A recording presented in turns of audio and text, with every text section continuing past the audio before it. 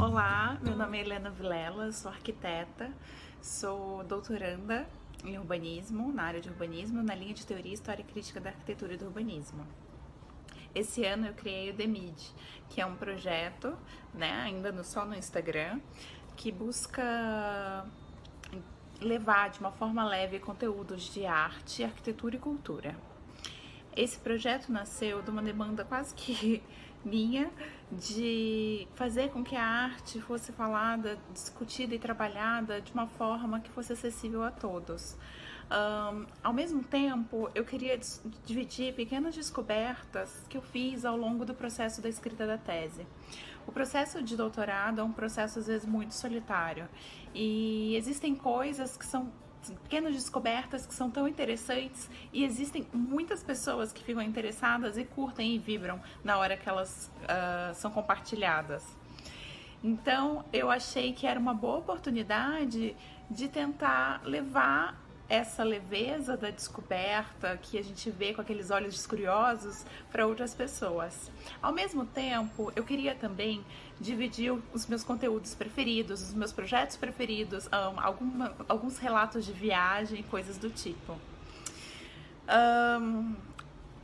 Eu acho que foi sobre essas bases que eu comecei a construir a ideia do que seria essa página. Que na verdade um dia eu ainda sonho que vire uma grande plataforma. Os primeiros passos eu posso considerar que foram, na verdade, entender o que eu realmente queria fazer. Então eu tinha que ter o conhecimento do que as pessoas estavam fazendo, eu tinha que ter as ferramentas que pudessem, me dar subsídios para fazer isso acontecer. E eu tinha também que saber se o conteúdo que eu poderia oferecer seria ou não interessante para o público.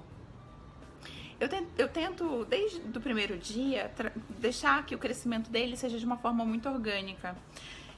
Nunca quis sair postando 500 mil coisas, então aos poucos os conteúdos vão aparecendo, eu vou vendo as respostas, as pessoas que ficam, as pessoas que vão, as pessoas que retornam. Então é uma coisa que vai muito gradualmente, e vai acontecendo mesmo. É um processo de encontro. Eu acredito que a pessoa tem que ter esse desejo de se encontrar com esse tipo de conteúdo.